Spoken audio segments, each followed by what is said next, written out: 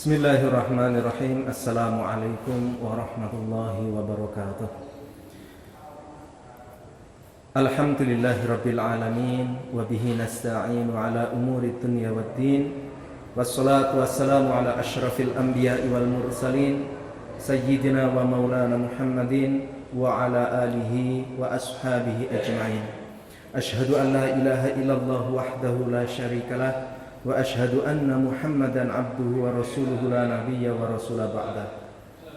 Qala Allah ta'ala fi kitabil karim, a'udzu billahi minasy syaithanir rajim. Ya ayyuhalladzina amanu taqullaha wa qulu qawlan sadida yuslih lakum a'malakum wa yaghfir lakum dhunubakum wa man yuti'illaha wa rasulahu faqad faza fawzan 'azima.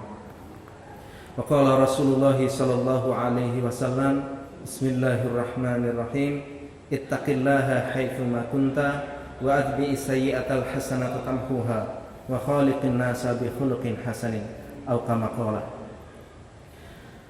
Para pemirsa yang dimuliakan oleh Allah Subhanahu wa taala, puji syukur kita panjatkan kehadirat Allah Subhanahu wa taala atas limpahan berbagai macam nikmat kepada kita semua. Nikmat terbesar adalah keimanan dan keislaman. Selanjutnya ada nikmat kesehatan, kesempatan, dan nikmat-nikmat yang lain yang semua mendukung kita untuk melakukan persembahan terbaik kepada Allah Subhanahu wa taala.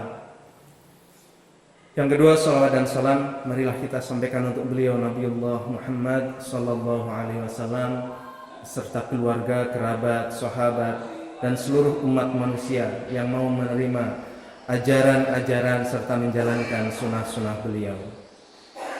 Tak lupa saya berwasiat, marilah kita bersama untuk senantiasa meningkatkan iman dan takwa kita kepada Allah Subhanahu wa taala dengan cara kita menjalankan yang menjadi perintah-perintah Allah dan menjauhi yang menjadi larangan-larangan Allah Subhanahu wa taala.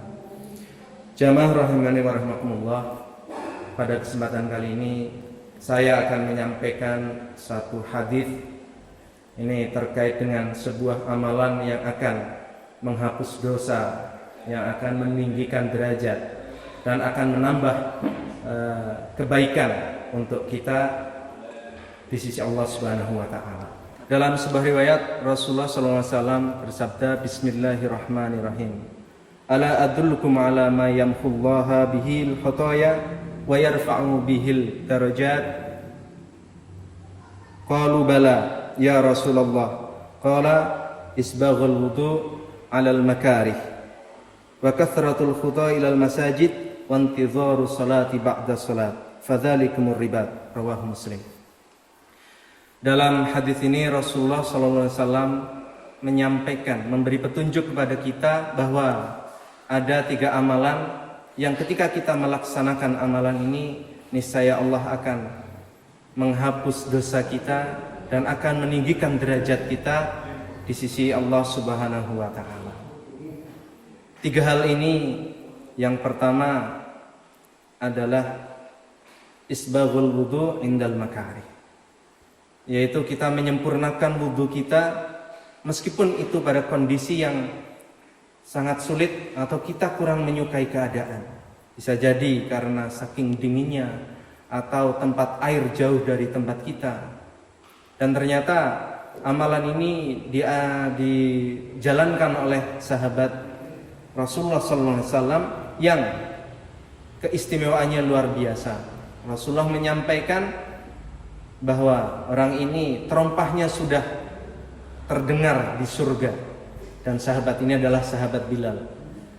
Sahabat Bilal ini mendawamkan senantiasa dalam keadaan suci selama hidupnya. Beliau senantiasa berwudu, ketika batal maka dia akan segera berwudu. Ketika beliau tertidur tengah malam bangun, maka dia pun segera berwudu. Dan karena amalan ini sahabat Bilal ternyata mendapat keistimewaan bahwa terompah yang dipakainya sudah terdengar di surga. Inilah satu kebiasaan yang dilakukan oleh Bilal bin Rabah dan menjadikan keistimewaan adalah menyempurnakan wudu meskipun dalam keadaan yang beliau mengalami kesulitan mencari air wudu. Itu yang pertama. Yang kedua adalah kathratul khuta ilal masajid, adalah banyaknya langkah menuju masjid. Ini menjadikan kesalahan kita dihapuskan oleh Allah Subhanahu wa taala di satu telapak kaki, dan di telapak kaki yang lain Allah Subhanahu wa taala meninggikan derajat. Dalam sebuah riwayat Rasulullah SAW menyampaikan, barang siapa menyempurnakan wudunya kemudian melangkahkan kaki menuju masjid, maka satu langkahnya adalah menghapus dosa dan satu langkah yang lain adalah meninggikan derajat. Maka sesungguhnya semakin jauh rumah kita dari masjid, sesungguhnya semakin banyak dosa kita diampunkan oleh Allah Subhanahu wa taala, dan semakin tinggi derajat kita diangkat melalui langkah-langkah kaki kita menuju masjid.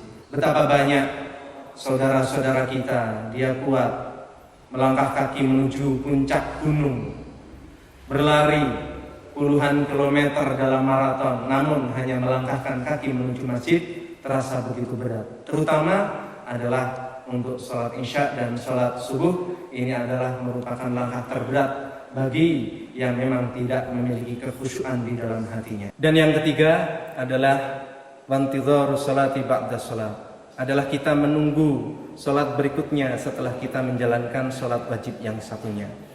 Ketika kita sudah melaksanakan sholat zuhur, lalu kita menanti-nanti kedatangan sholat asar, sesungguhnya itu adalah tercatat oleh Allah Subhanahu wa taala menjadi amalan yang akan menghapus amal dosa kita dan akan meninggikan derajat kita di sisi Allah Subhanahu wa taala. Dan di ujung hadis ini Rasulullah menyampaikan wadzalikumur ribat, dan itu adalah ribat. Ketiga hal ini, isbaghul wudu' indal makarih wa kathratul khuta ilal masajid wa intidharu salati ba'da salat, ini adalah tiga amalan yang oleh Rasulullah SAW disebutkan sebagai ribat. Ribat sesungguhnya adalah satu kegiatan dalam dunia peperangan, dalam dunia jihad, yaitu berjaga-jaga ketika situasi perang.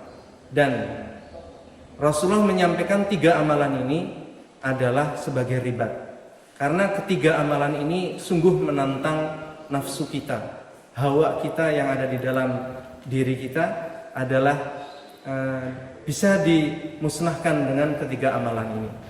Isbaghul wudu, kita menyempurnakan wudu di masa-masa yang sulit. Yang kedua, langkah kaki kita menuju masjid, ini pun adalah butuh tekad hati untuk kita sholat jamaah di masjid. Yang ketiga adalah kita menanti waktu sholat tiba setelah kita menjalankan sholat wajib yang sudah kita lakukan. Ini adalah tiga hal yang akan menghapus dosa kita tanpa kita beristighfar dan akan meninggikan derajat kita. Yang pertama adalah menyempurnakan wudu, yang kedua adalah kita memperbanyak langkah menuju masjid untuk sholat berjamaah, dan yang ketiga adalah kita menunggu waktu sholat setelah kita menjalankan sholat yang satu. Demikian yang bisa saya sampaikan. Aku qauli hadza astaghfirullahal azim li wa lakum billahi fi sabilil haq. Assalamualaikum warahmatullahi wabarakatuh.